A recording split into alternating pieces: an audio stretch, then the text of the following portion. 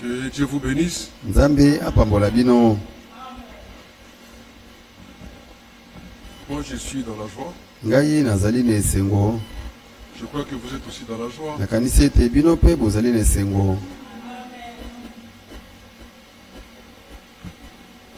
Même si vous ne dites pas Amen. Ata soki bolobi amen te. Mais l'amen est dans vous là. Amen ezali kati na bino wana. Si vous ne dites pas Amen. Soki bolobi amen te. Et l'amen est en vous. Amen ezali kati na bino. Mais qu'est-ce que l'amen? Amen ezali nini? Qu'est-ce que l'amen? Amen ezali nini? Disons. Totanga. Apocalypse. Emoniseli mokapo na misato. Apocalypse 3. Emoniseli mokapo na misato. Verset 14. Mulongo ya zomi na mine. Il est dit. Lobami. Écrit à l'ange de l'église de Laodicée. Voici ce que dit l'Amen. L'Amen parle. Voici ce que dit l'Amen. Et cet Amen-là, il est le témoin fidèle et véritable. Le commencement de la création de Dieu. Donc si toi tu ne dis pas Amen, mais c'est ton problème. Parce que l'Amen est là. C'est l'Amen qui répond de la parole du commencement. Et cette parole qui est véridique. Et cette parole-là qui est le témoin. Amen. Êtes-vous des témoins? Êtes-vous des témoins de Christ? Si tu es témoin de Christ, là-dedans, ça va bouillonner. Lorsque ça va raconter. Vous savez comme c'était avec Marie. Marie qui était enceinte. Et Elisabeth aussi qui était enceinte. Lorsqu'ils se sont croisés, Elisabeth a senti quelque chose qui bouillonnait dans lui. Mais la Bible dit, ça a été baptisé du Saint-Esprit à ce moment-là, pendant qu'il était encore dans le ventre de sa mère. L'Amen. Si tu as cette parole en vous, lorsque cette parole va être citée, l'Amen sortira parce qu'il l'a rencontré quelque part, si vous voulez, son maître. Que Dieu vous bénisse. Alors nous allons lire ceci.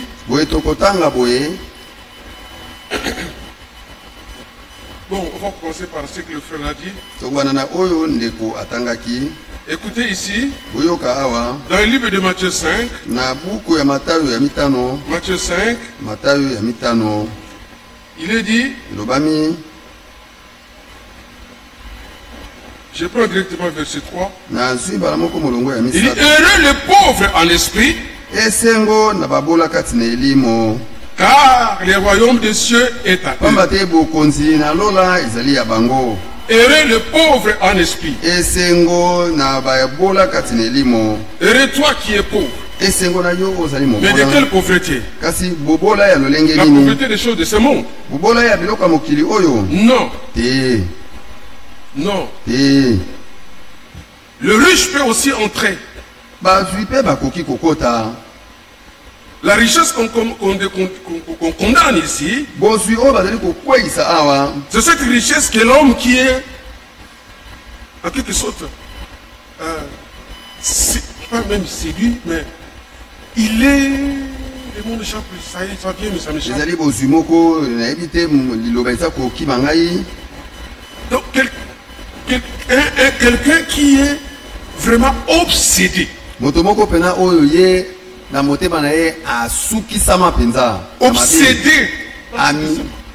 Obsédé dans la chose. Donc il adore. Donc il peut t'envoyer en prison pour rien. Voyez? Il est obsédé à ça. Le riche qu'on a lu ici, c'est quelqu'un qui est obsédé à ça.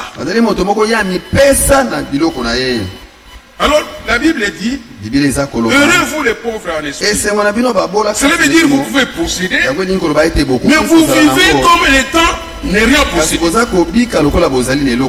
Mais tu l'as. Mais cela ne t'influence pas. Vous comprenez? Vous pouvez aussi s'y mettre là-dedans. Mais si on te suit aussi dans ta vie, tu n'es même pas riche. Alors maintenant, qui dit cette parole par rapport? Est-ce que cela peut nous freiner pour ne pas travailler et devenir, avoir les choses de ce monde? Parce que la Bible dit ceci: celui qui ne travaille pas, qui ne mange pas. Alors regarde maintenant, on est en train de payer la punition d'Adam et Ève. Qui dit, tu mangeras par la sueur de ton front. Si tu ne travailles pas, tu ne mangeras pas. D'où maintenant, lorsque la personne est là, qui se trouve dans le manque, ils doivent travailler de manière qu'ils vivent. Et maintenant la personne commence à travailler. Parce que la richesse, la vraie richesse ne vient que dans le travail. Alors lorsque la richesse vient, il y a des fois toi tu as demandé un. Mais Dieu qui est Dieu, il peut te donner 10.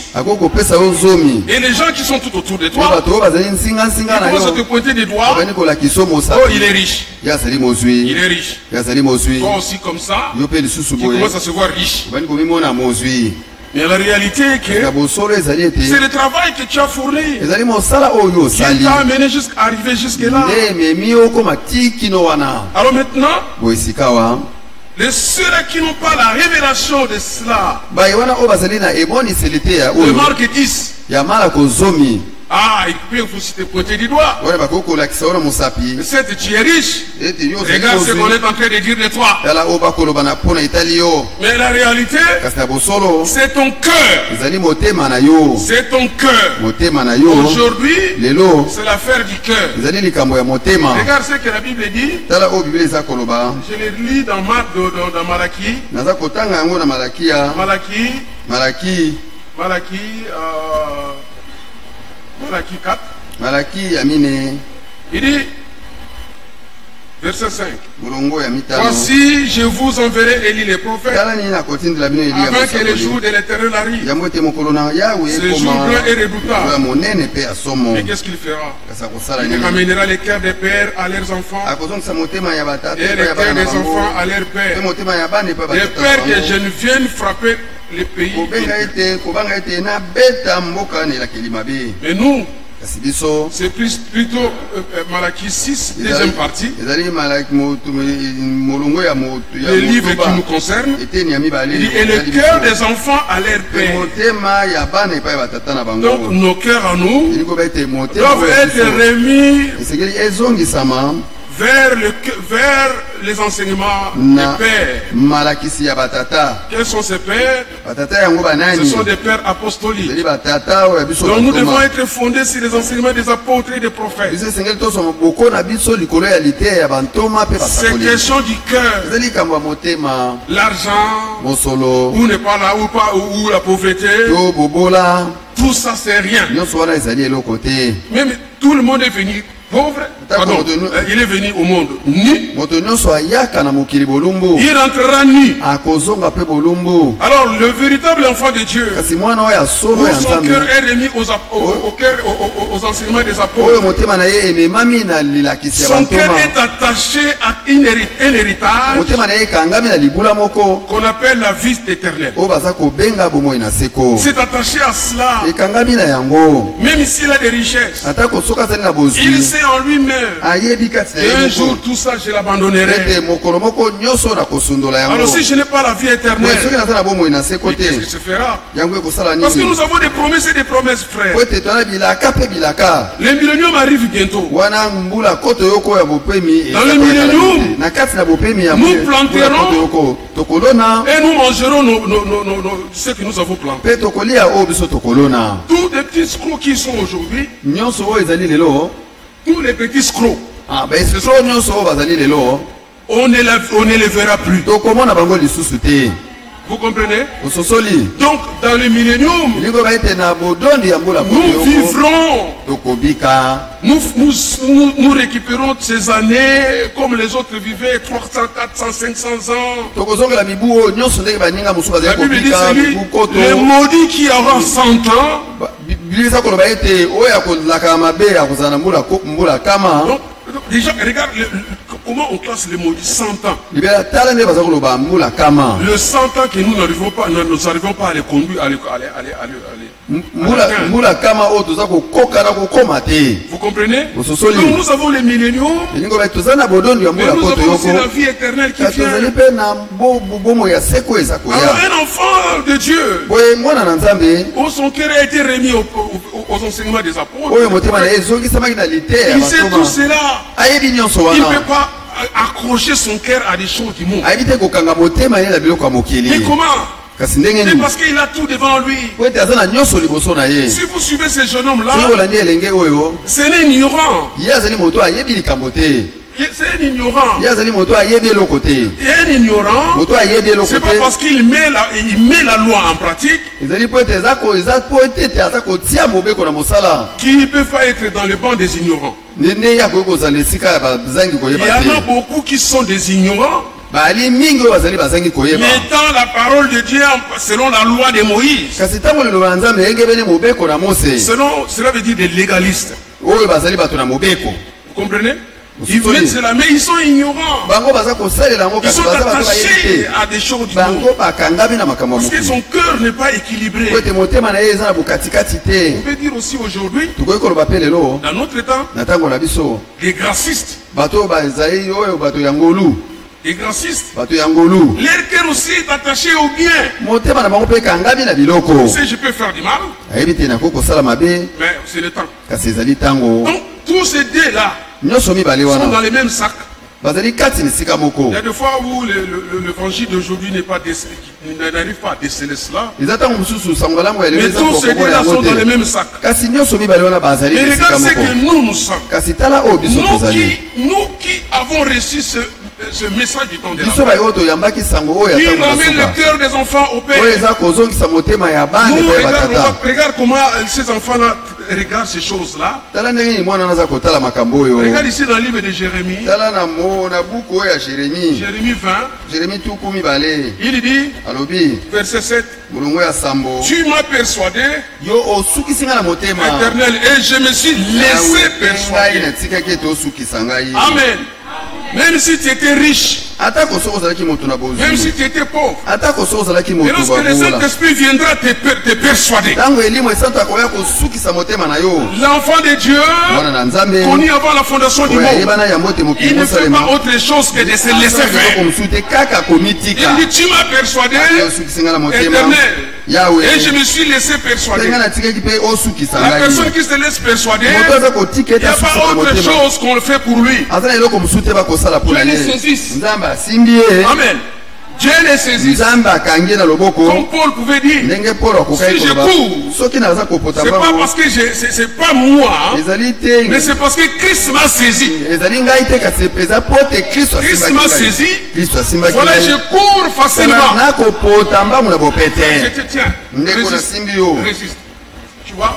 Ça ne marchera pas avec le Seigneur. Ça ne marchera pas. Dieu te saisisse. Il veut t'attirer. Toi tu résistes. Ça c'est un légaliste. Ça c'est un graciste. Mais nous, c'est l'équilibre des choses. Dieu me tient. Il a dit, Laisse-moi faire. Si tu dis abandonne, mais tu abandonnes. Si tu dis c'est pour toi, c'est pour toi. Comme tu pouvais dire à Abraham, donne-moi ton fils.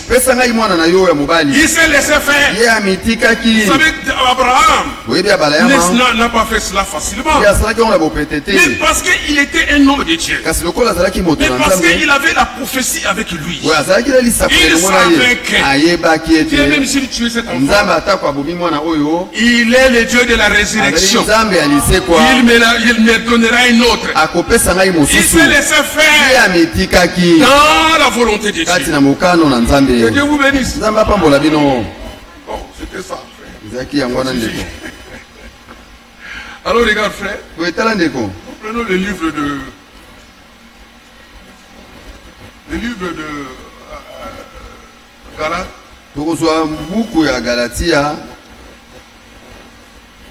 Galates.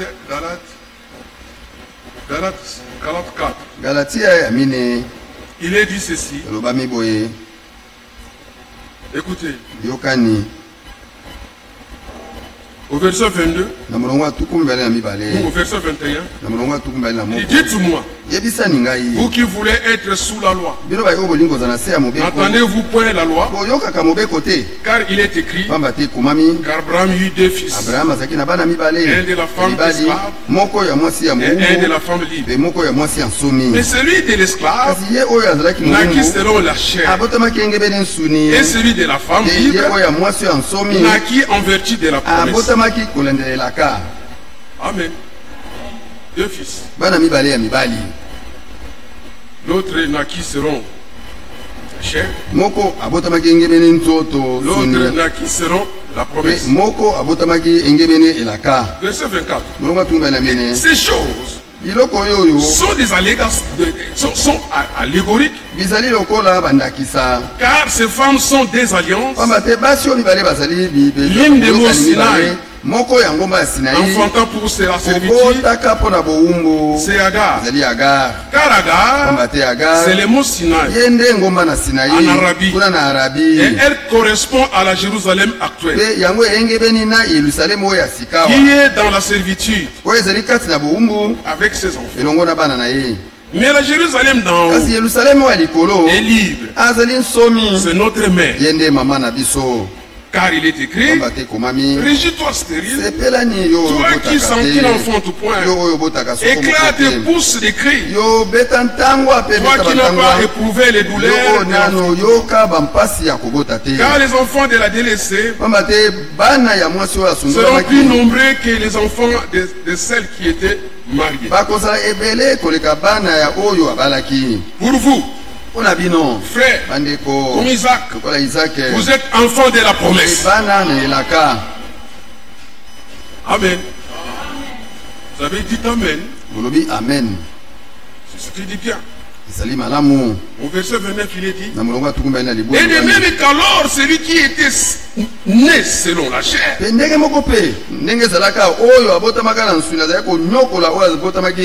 persécutait celui qui était né selon l'esprit, ainsi en est-il encore maintenant.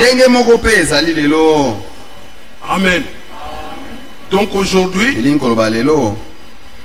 nous avons, tu as un persécuteur, que tu veux ou tu ne veux pas, il est là. La Bible t'appelle enfant de la promesse. Mais lui, le persécuteur, on l'appelle directement fils. Quand on dit fils, cela veut dire qu'il était enfant. Cela veut dire qu'il était nourrisson. Et après il est devenu enfant. Enfant, il est devenu fils. Il a grandi. Alors Dieu est en train de comparer notre persécuteur à un fils. Nous, enfants de la promesse. Toi, enfant de la promesse.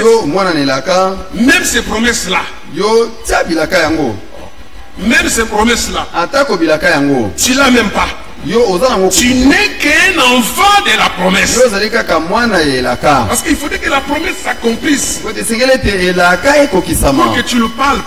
Et pour que tu l'aies. Amen. Dans cette promesse-là, il y a la nourriture. Il faut te nourrir pour que tu deviennes fils. Donc ton persécuteur est plus grand que toi. Vous comprenez? Donc quelqu'un qui est plus grand, il a toutes les tactiques pour te nourrir. Amen. D'ailleurs, lisons encore autre chose par rapport à l'enfant. Prenons 1 Jean 3. Il est dit ceci. Dans 1 Jean 3. 1 Jean 3. Il est dit au verset 1. Voici que l'amour le Père nous a témoigné pour que nous soyons appelés enfants de Dieu. Et nous le sommes. Vous l'êtes? Il dit, et nous, il dit, si le monde ne nous connaît pas, c'est qu'il ne l'a pas connu. Bien aimé, nous sommes maintenant enfants de Dieu.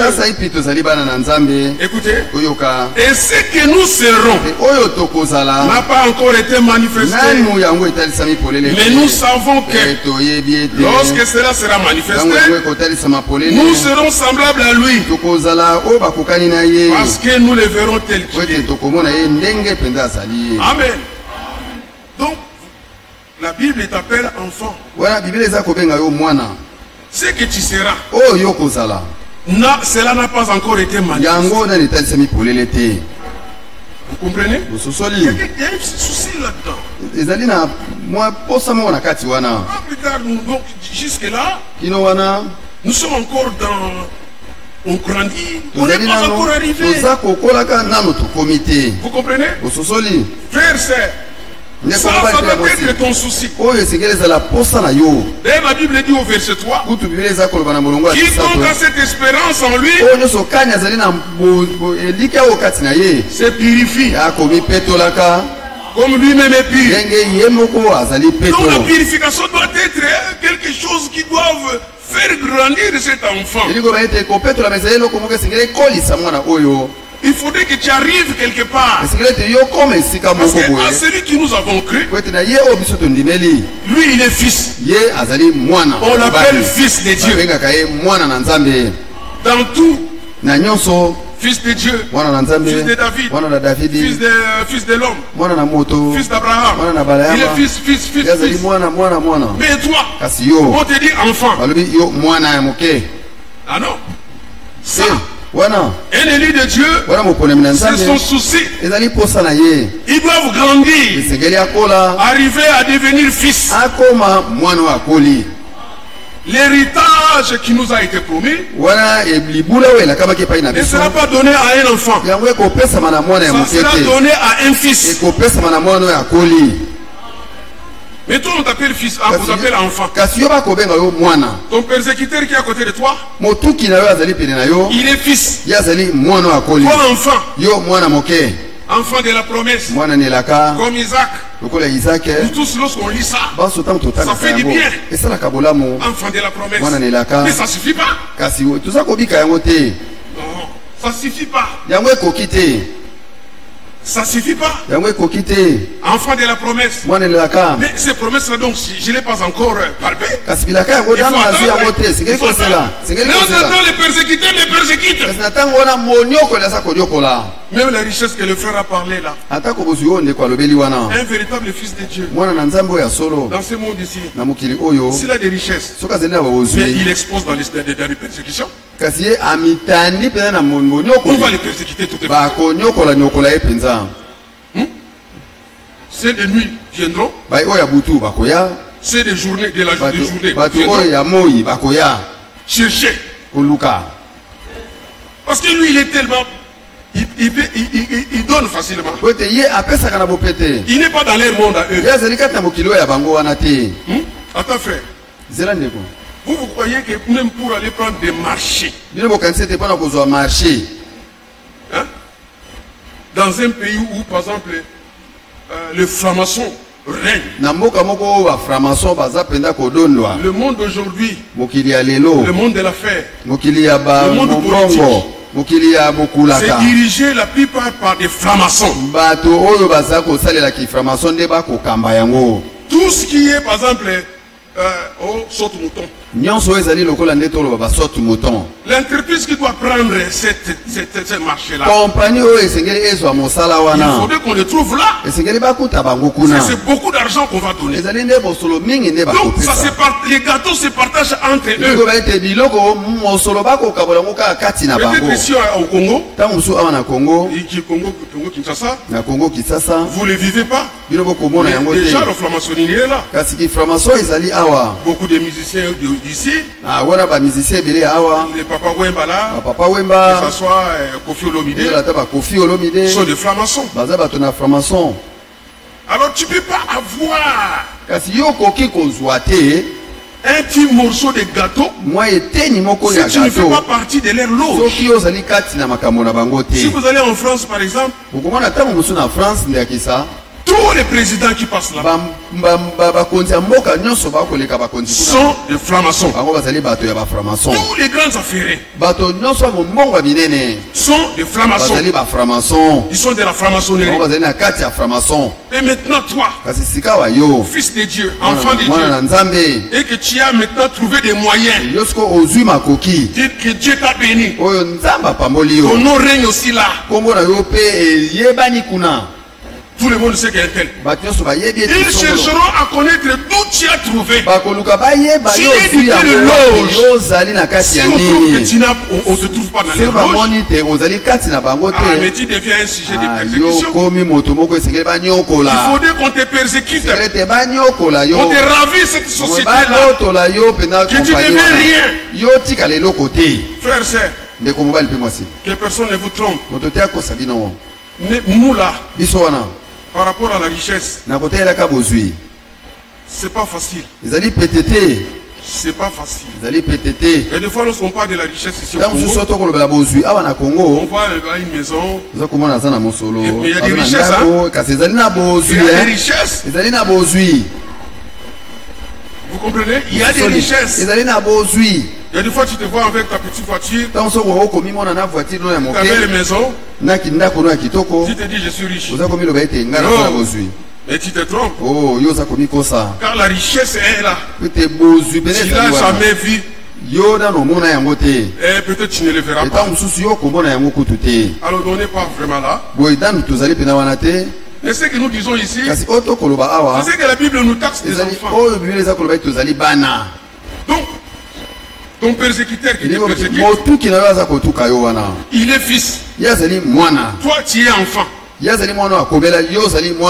dans la Bible nous dit ceci, dans l'Apocalypse 12, celui qui va être enlevé doit écouter, lisons. Il dit, un grand signe apparut dans le ciel.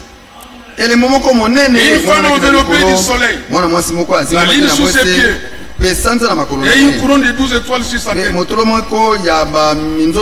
Elle était enceinte, elle criait étant en travail et dans le douleur de l'enfant. Un autre signe apparut dans l'enfant. Et voici, c'était un grand dragon rouge. Ayant 7 têtes et 10 cornes sur 7 dégaines. Ça qui entraînait les tiers des étoiles du ciel. Ça qui entraînait les tiers des étoiles.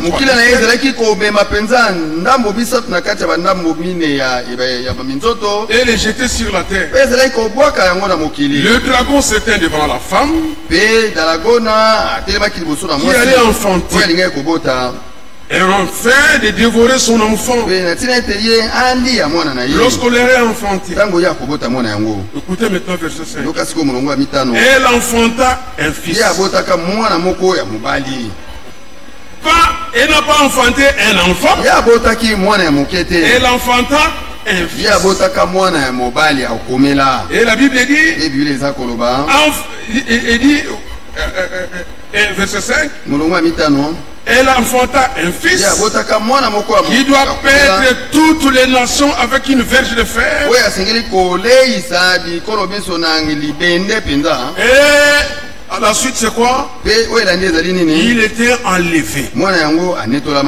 L'enlèvement est pour les fils. L'enlèvement n'est pas pour les enfants. L'héritage que Dieu nous promet, on ne peut pas donner à un enfant, même dans le monde. Prenons par exemple. Tu as combien? Et tu viens de perdre tes pères, ton père et ta mère. Mais ton père et ta mère t'ont laissé un héritage. Et voilà. Cela, on la cache, on les donne peut-être les titres et tout cela chez un notaire. Le notaire ne peut pas te donner ça lorsque tu as 10 ans. Il faudrait qu'il attende jusqu'à ce que tu auras ta majorité. L'âge de majorité. Tu auras tes 18 ans. On pourrait maintenant t'appeler. On te remet ton héritage. C'est seulement dans les Écritures.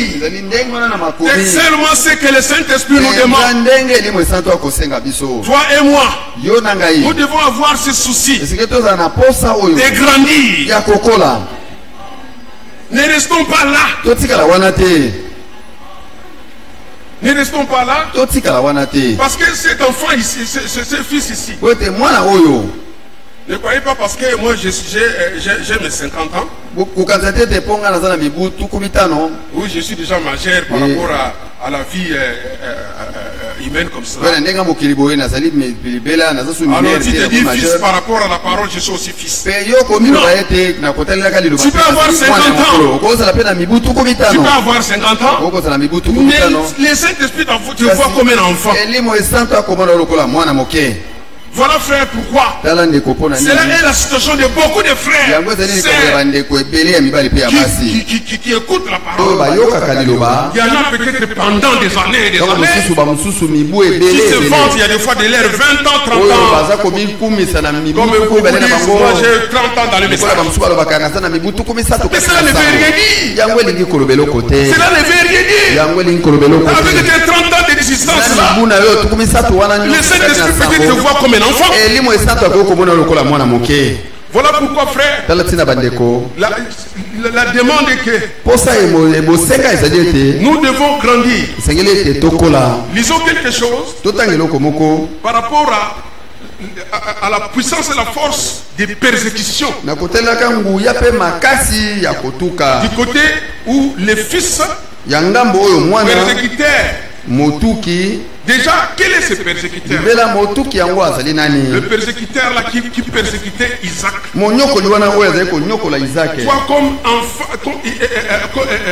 Toi, enfant, comme nous avons lu.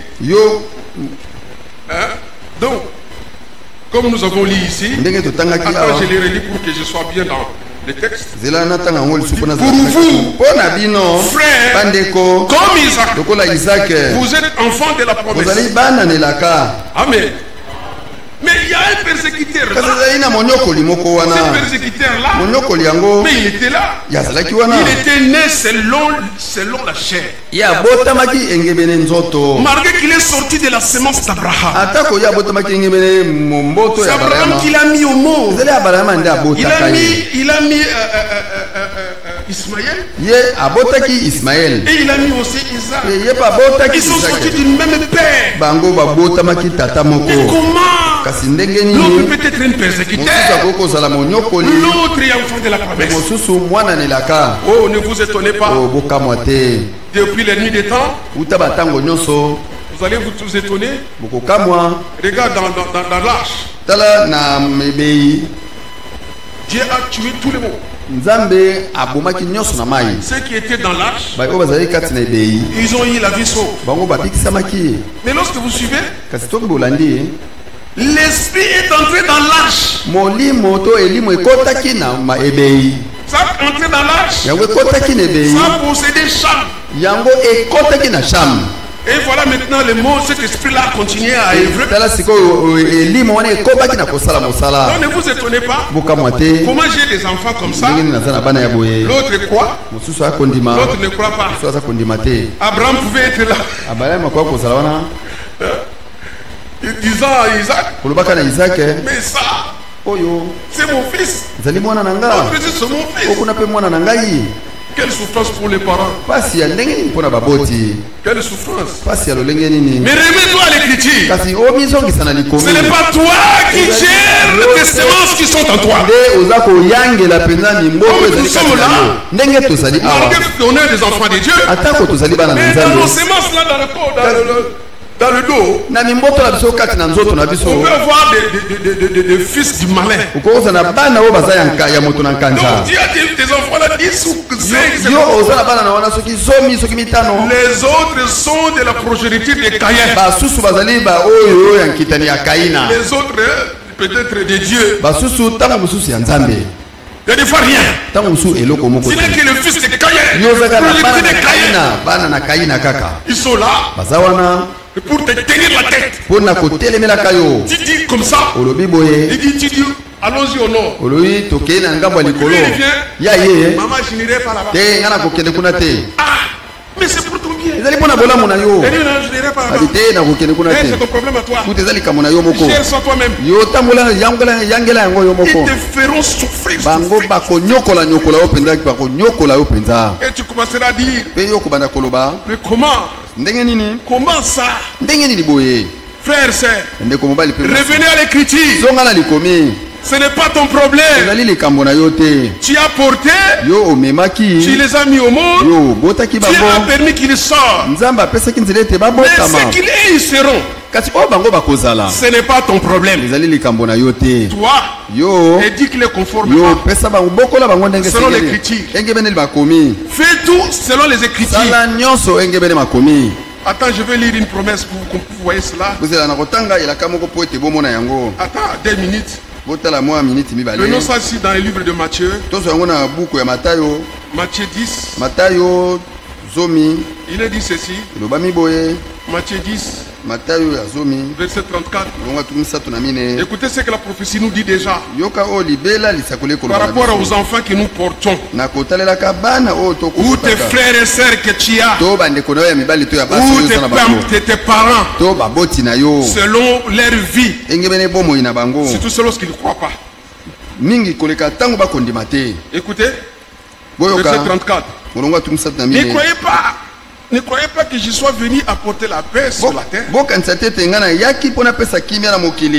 Je ne suis pas venu apporter la paix, mais l'épée. Car je suis venu mettre la division entre l'homme et son père.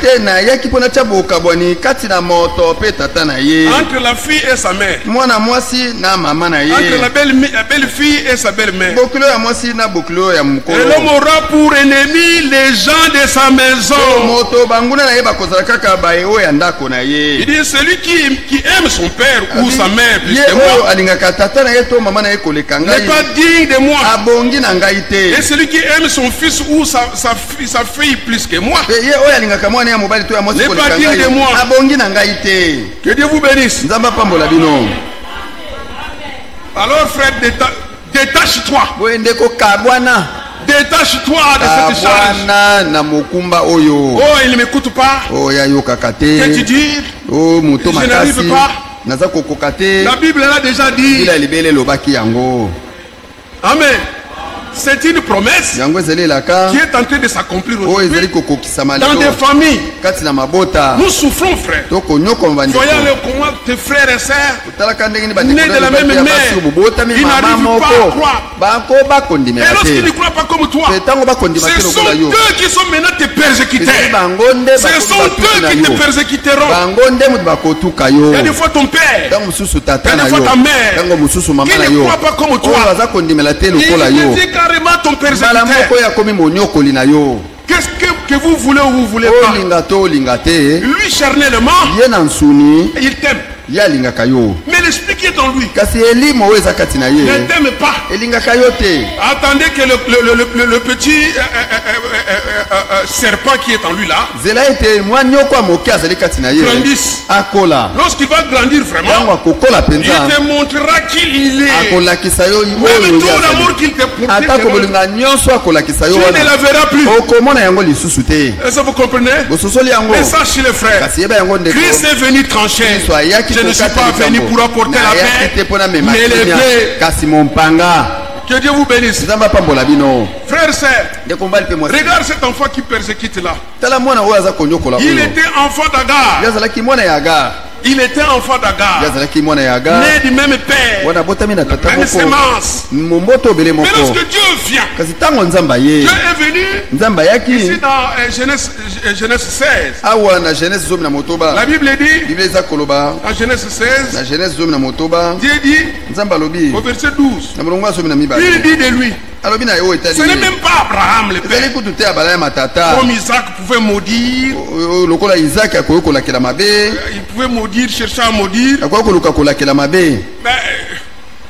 Mais ça c'est Dieu qui parle. Il dit au verset 12, il dit, il sera comme un âne sauvage. Commençons même au verset 11. L'ange de l'Éternel lui dit, voici, il est en train de parler à Agar. Voici, tu es enceinte et tu enfanteras un fils et que tu lui donneras le nom d'Ismaël, car l'Éternel t'a engendré. Car l'Éternel t'a entendu dans ton affliction. Alors maintenant écoute, c'est Dieu qui parle. Nous lorsque Dieu parle, nous entendons des bénédictions. Mais là, avec ce fils ici, la Bible dit, il sera comme un âne sauvage. Sa main sera contre tous. Et la main de tous sera contre lui. Et il habitera en face de tous. Dieu les taxe depuis qu'il était dans le ventre de sa mère. Dieu les taxe d'animal. C'est un animal. Il est de la progéniture de Caïn. Car Caïn fut un enfant d'animal. Et la Bible dit ici dans 1 Corinthiens 2, il est dit au verset 14, mais les hommes animaux ne reçoivent pas les choses de l'Esprit de Dieu, car elles sont une folie pour lui. Il ne peut les connaître parce que c'est spirituellement connu. Amen. Somme animal. Cet enfant-là, ton persécuteur, Dieu a déjà prophétisé sur lui. Animal. Âne sauvage. Vous comprenez, frère? Ne vous étonnez pas. Mais regarde maintenant dans le livre de regarde l'esprit qui lui conduit. Ici dans le livre de Daniel. Écoutez. Daniel 7. Écoutez. Daniel 7. Il est dit ici dans Daniel 7. La Bible dit, verset 1, la première année de Belshazzar, au roi de Babylone, Daniel eut un songe et des visions de son esprit pendant qu'il était sur sa couche. Ensuite, il écrivit le songe et raconta les principales choses. Daniel commença et dit, j'ai regardé pendant ma vision nocturne, et voici les 4 vents des cieux firent éruption sur la grande mer. Entendez bien, firent éruption sur la grande mer. Et 4 grands animaux sortis de la mer, différents l'un de l'autre. Verset 4. Le premier était semblable à un lion. Verset 5. Voici un second animal était semblable à un ours. Verset 6. Après cela, j'ai regardé et voici un autre était semblable à un léopard. Au verset 7. Donc là, on voit trois animaux. L'autre, il est comme lion. L'autre comme ours. L'autre comme léopard. Mais le septième ici. Il dit, après cela, j'ai regardé pendant mes visions nocturnes. Et voici, il y avait un quatrième animal. Terrible et épouvantable. Extraordinairement fort. Il avait des grands dents de fer. Il mangeait, brisait, il foulait aux pieds ce qui restait. Il était différent de tous les animaux précédents. Et il avait 10 corps. Vous avez entendu? On n'a pas dit qu'il était lion ou ours. Non. Rien du tout. Daniel n'a pas vu. Mais les trois ici, il les a vus. Mais lorsqu'on entre maintenant dans la prophétie, lorsqu'on entre dans la révélation, ces quatre animaux typifiaient quatre empires. L'empire babylonien, l'empire médo-perse. Donc le lion, on le présentait comme l'empire. Était représenté, donc il était animé par l'esprit des lions.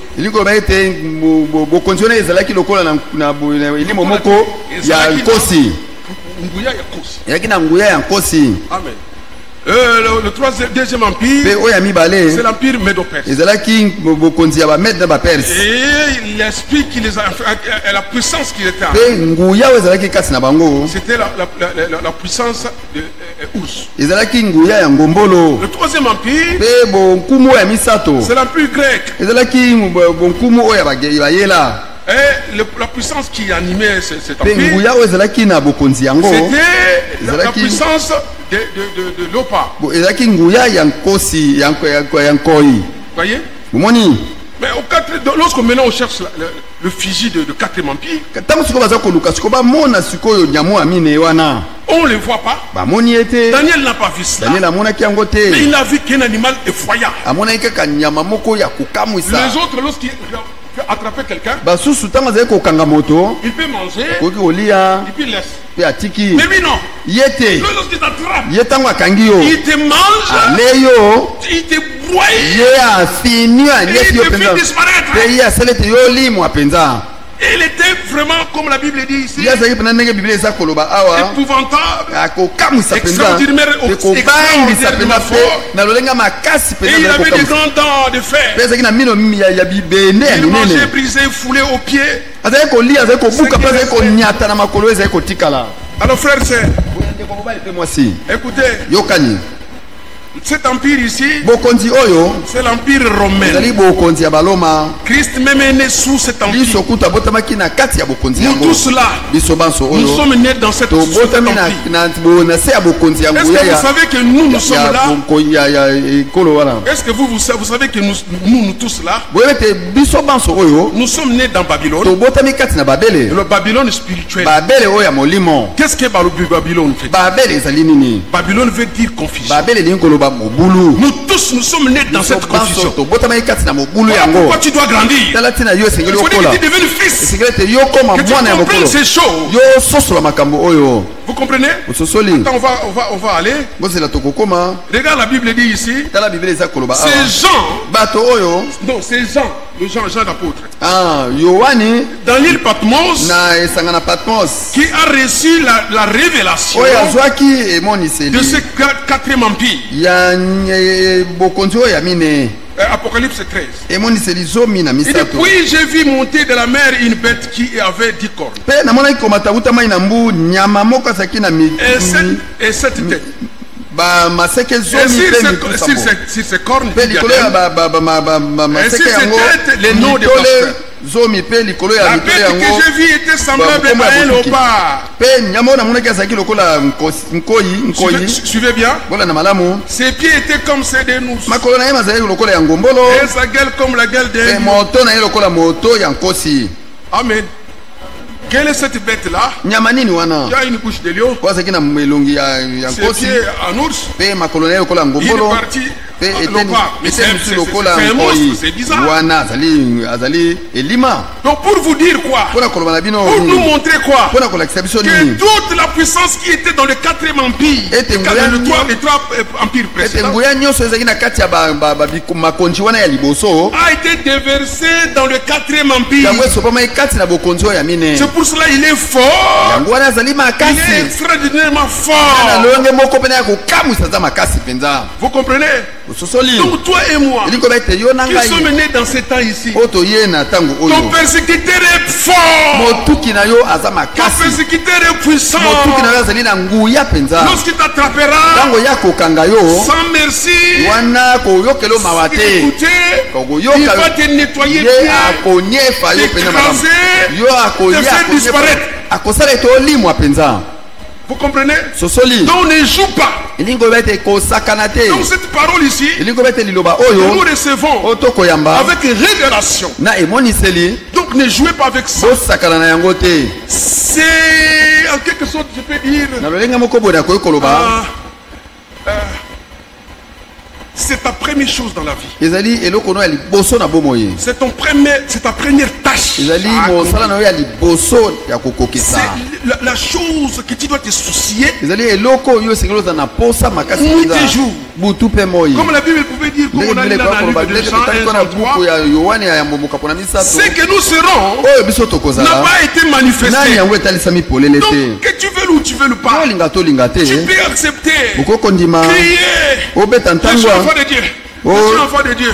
Mais tu es enfant. C'est que tu seras. N'a pas été encore manifesté. Tu jubiles, je suis enfant. Mais tu es enfant. C'est comme tu es là. Tu n'hériteras pas. Faut dire que vous les sachez, frère. Laisse-moi vous le dire clairement. Si ça dépasse vos entendements, que Dieu fasse grâce. Frères et sœurs, tout le monde, dans toutes les églises, dès que l'on lui dit enfant de Dieu, il est là, dit jubile. Mais il faut dire que tu deviennes fils. Enfant, c'est bien. Pourquoi on t'appelle enfant? Parce que tu étais mort en Christ et que tu étais né de nouveau. Tu étais mort, Dieu a envoyé sa puissance. Voilà que tu es ressuscité. Et on t'appelle aujourd'hui enfant de Dieu. Donc tu entres dans ce royaume. Le royaume de son fils. Tu es entré. Mais frère, cela ne suffit pas. Il faut que tu grandisses. Amen. Pour qu'un enfant grandisse, il doit manger. Amen. Il doit manger. Mais tu... Ça nous reste combien? Oh, mais dis-le.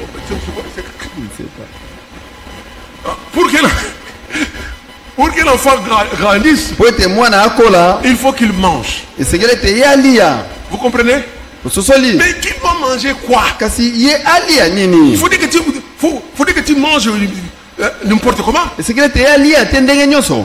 Et là, pour qu'un enfant grandisse, il faut qu'il boive. Amen. Alors je vais vous donner l'exemple.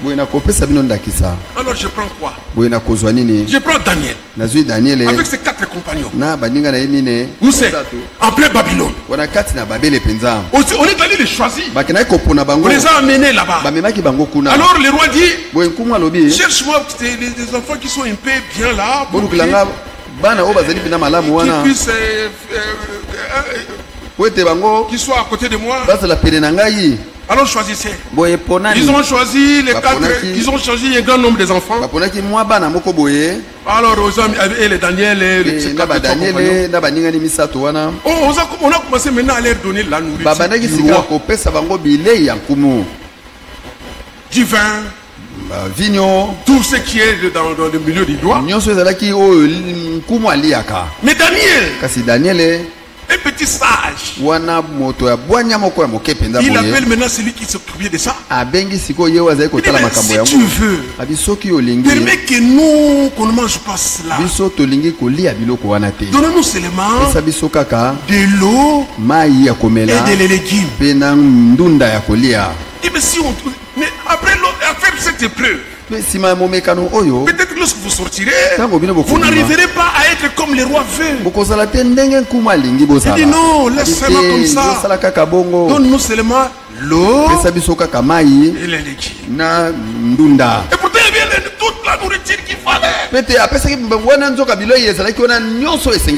Frère, nous comparons toute cette nourriture là à la Bible. La Bible a toute forme de nourriture. Tout est là. Vous comprenez? Vous prenez aussi des brochures. Tout est là. Mais l'Élie de Dieu ne prend pas tout. Donnez-moi seulement de l'eau et des légumes. Amen. Je prends une autre personne. Esther. La reine Esther. Vous avez vu Esther? Vachi est parti. Il fallait qu'on remplace une autre reine.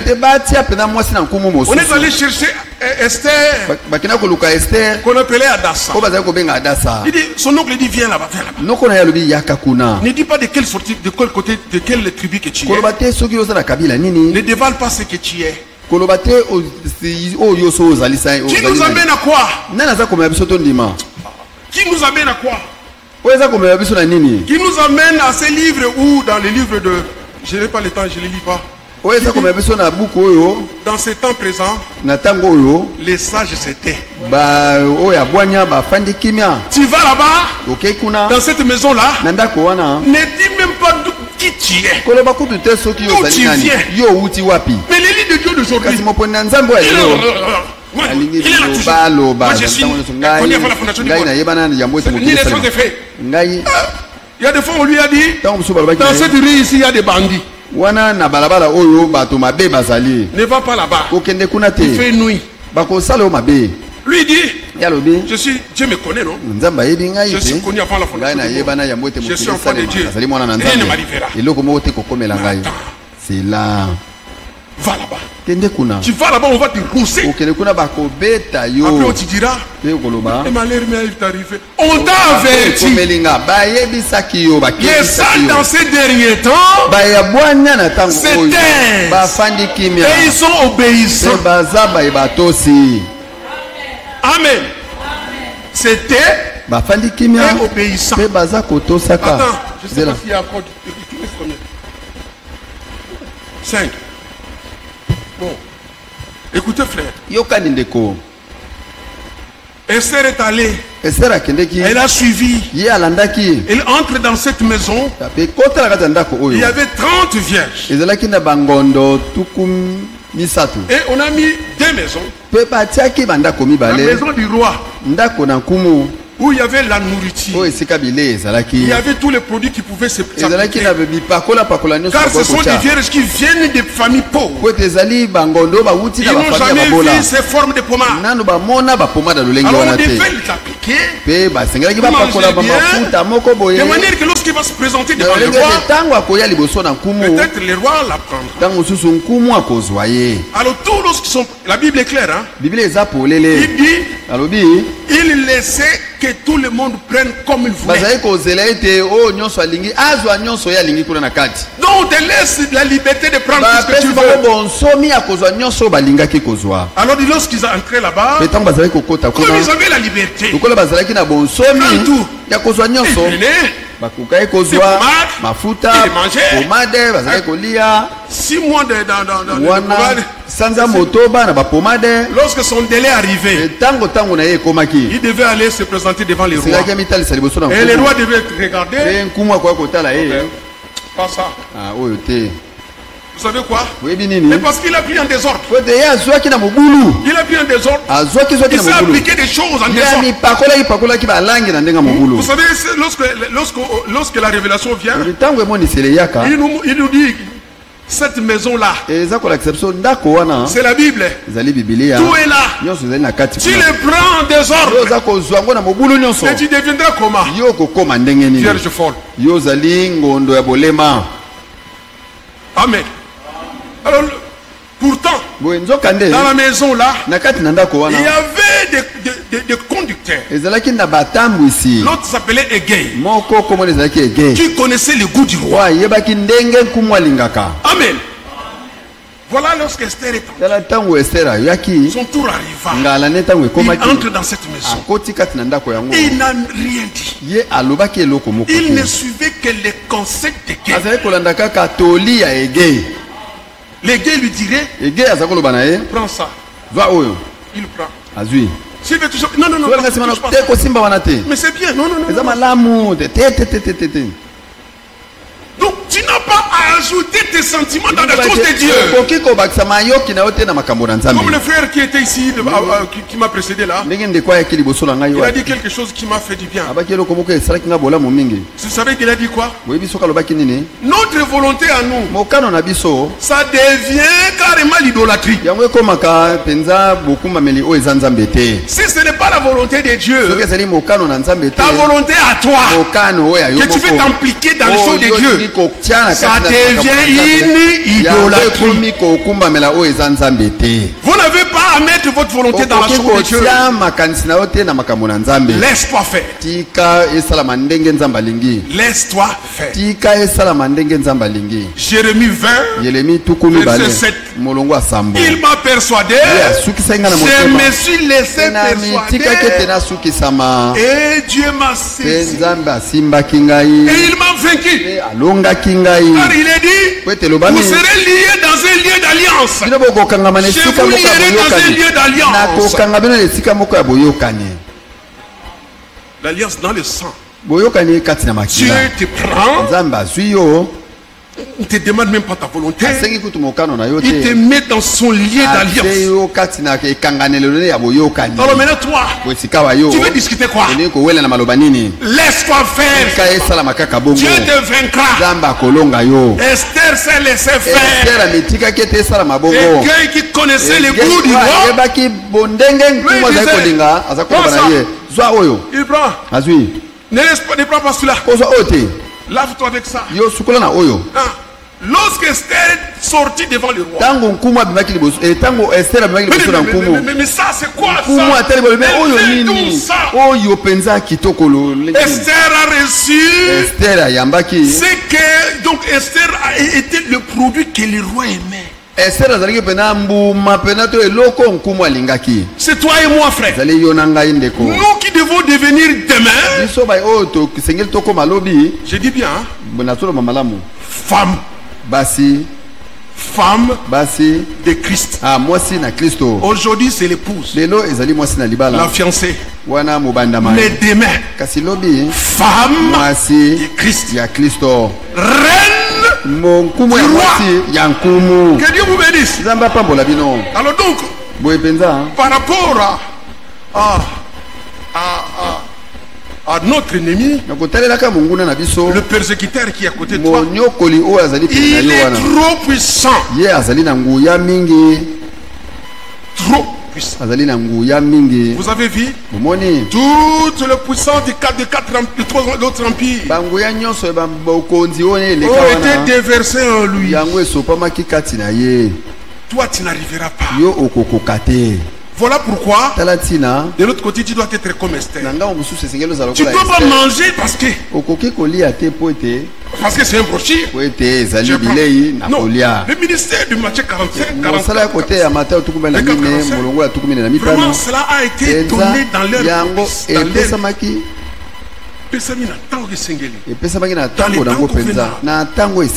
Il nous donne la nourriture au temps convenable. Et il te pousse aussi. Attends, je vais le lire vite fait. Comme ça, on va terminer là. Dans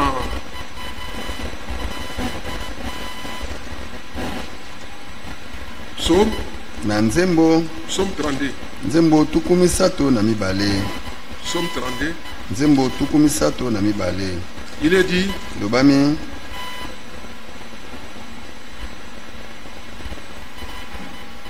Je prends directement verset 6.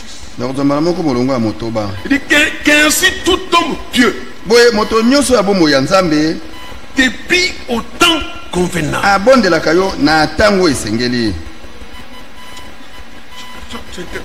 Qu'ainsi tout homme pieux